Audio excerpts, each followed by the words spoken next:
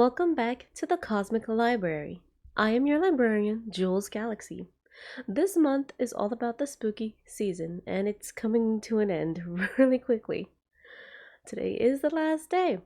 So let's move along to our next holiday that is celebrated in many areas of South America and also within North America as well. I'm excited for this one, and considering what today is, happy Halloween and also happy Samhain. Today's topic surrounds the origins of the Day of the Dead, or rather, Dia de los Muertos, a holiday that is just coming up. So, grab a cup of tea, a mug of coffee, or a glass of wine, and let's turn to the next chapter.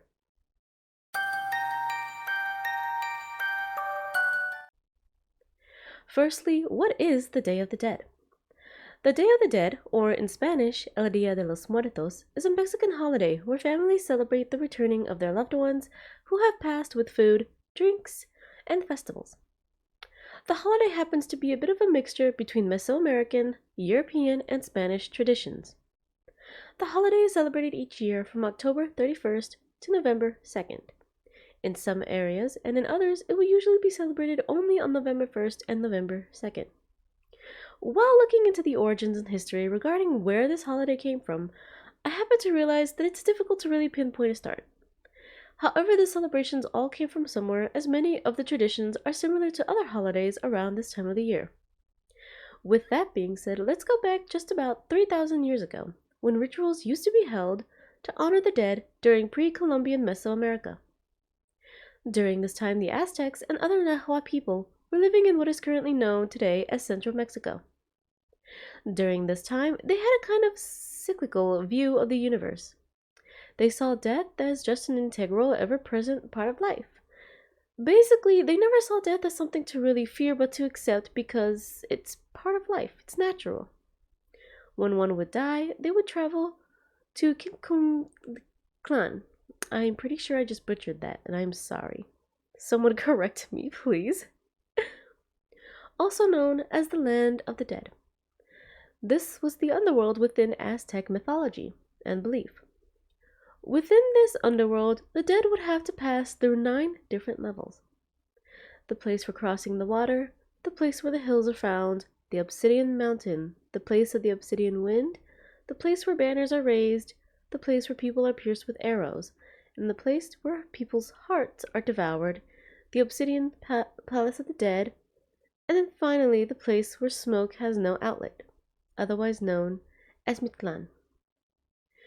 This is where their final resting place would be. Now, for the Nahua people, they would perform rituals that would mainly honor the dead, and these would mainly be done during the month of August. Family members would provide food, water, and tools to help the dead on their journey. It was these types of beliefs and rituals that would lead to the traditions that we know are celebrated today during this holiday.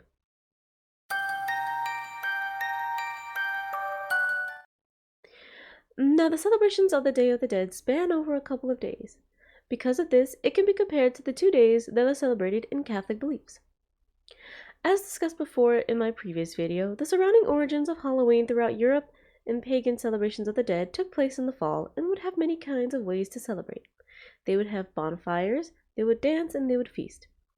Eventually, these types of customs would survive and would blend in with the celebrations of the Roman Catholic Church when they were much in control. And these celebrations would be split up among 2 days, All Saints' Day on November 1st and All Souls' Day on November 2nd. Due to the 2 dates involved, it can be said that they are similar, but are definitely not the same as the days celebrated during the Day of the Dead. On November 1st, people celebrate Dia de los Angelitos, aka Day of the Little Angels. This day celebrates the lives of children who have passed. It is believed that the souls of the children are so excited for the festivities of the next day that they would rush ahead of the souls of the adults to reunite with their families. On November 2nd, around 12 a.m., it is considered Dia de los Difuntos. So sorry. AKA All Souls Day. This is when the souls of the adults are able to come along and join the souls of the children to celebrate their reuniting with their families.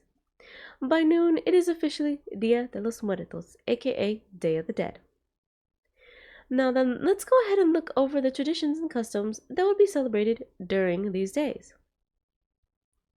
So while the celebrations are similar, the holiday is definitely not the same as Halloween and is definitely not the Mexican version of said holiday. But as I've said, they do share some similarities such as custom costumes and parades. Just like with beliefs associated with Halloween and Samhain, it is believed that the world of the living and the dead weakens enough for the spiritual world to come through. Souls of the dead will rise up and return to celebrate alongside of the living with feasts, drinks, dances, and playing music with loved ones. The people would spend a lot of their time days before and during the days of said holidays to prepare for these festivities. Within their homes, they would create altars, or as they call them, ofrendas, aka offerings. These altars are made in the homes of loved ones and will be decorated with candles, bright marigolds, and red coxum along with food stacks of tortillas and fruit. As for the marigolds, they are sometimes called flor de muerto, flower of the dead. It's believed that the bright petals and their strong scent are able to aid the souls along their journey and guide them from the cemeteries to the home of their families. Now, for the children who have passed, their ofrendas or their gravesites would be decorated with toys, candles, sweets, and flowers. While for adults, they would have foods, fruits, and flowers, as well as bottles of tequila, mezcal, or pulque, or jars of atole. Outside of their homes, families would also leave pillows and blankets out for the deceased so that they can rest after their long journey. Traditionally, families would decorate their altars with the fruits and foods, but also with photos of the deceased, the Christian cross, or statues or photos of the Blessed Virgin Mary.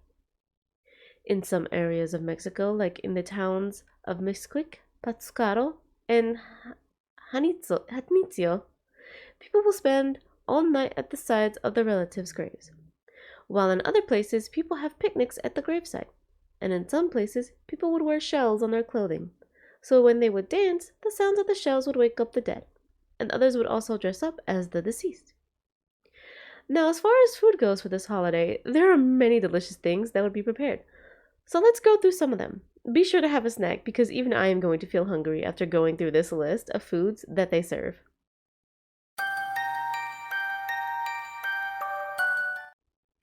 So as I stated before, ofrendas, offerings, would be given to the dead, including food. Now the food would be eaten by the living as well, so it would be a sharing kind of ideal. So let's start with tamales. Tamales are the most common of dishes prepared for the Day of the Dead celebrations. Tamales are a Mesoamerican dish that are made of masa, a dough made from nixtamalized corn, which is steamed in a corn husk or banana leaves. These wrappings can be used as plates and can be discarded after eating. Tamales can be filled with meats, cheeses, fruits, vegetables, herbs, chilies, or any preparation according to the taste of the ones preparing it. The origins of tamales go way back to Mesoamerica as early as 8,000 to 5,000 BC, and it was actually considered sacred and a food of the gods. The Aztecs, Mayans, Olmecs, and Toltecs, as a people, considered corn as a central part of their cultural identity, hence why they play huge parts in their rituals and festivals. This explains why they are commonly made heavily during celebrations or festivities. I know that when my relatives have certain parties or celebrations, especially with their own companions at church, my own grandmother would make tamales, or a friend of their own would make tamales. I normally see them made during celebrations and gatherings, considering that it's actually a process to make them. Next on the list I have here is pan de muerto, or bread of dead. This is a type of sweet roll shaped like a bun, topped with sugar, and is often decorated with bone-shaped pieces of the same pastry.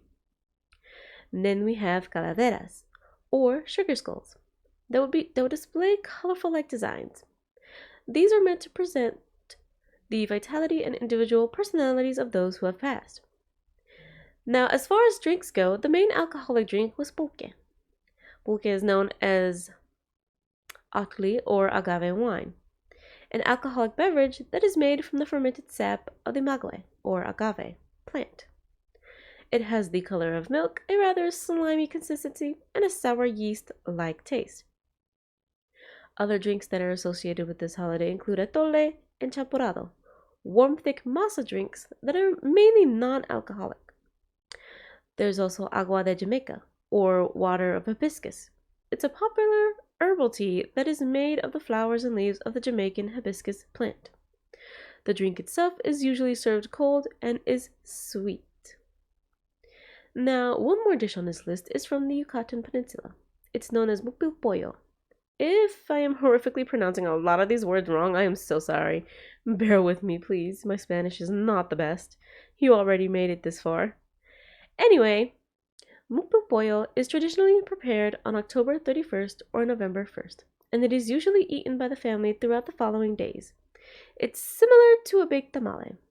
It's composed of masa and pork lard, stuffed with pork, chicken, tomato, garlic, peppers, onions, epazote, achote, and spices.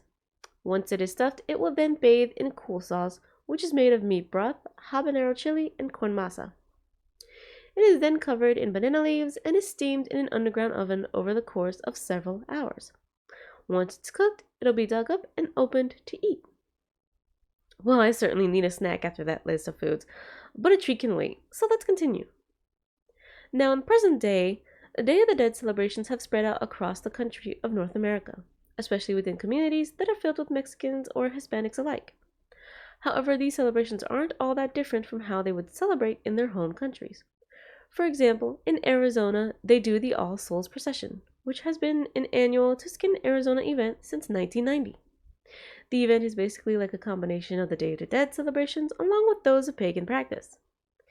People will wear masks, carry signs that are meant to honor the dead, and carry around an urn that would be used to gather all the prayers from the people in order to burn later. That is all for today, so let's close the book for this chapter, yeah? Next chapter will feature the ways Samhain was celebrated back then as a little recap, and how some people celebrate Samhain today. Don't forget to like, share, comment, and subscribe. Bye!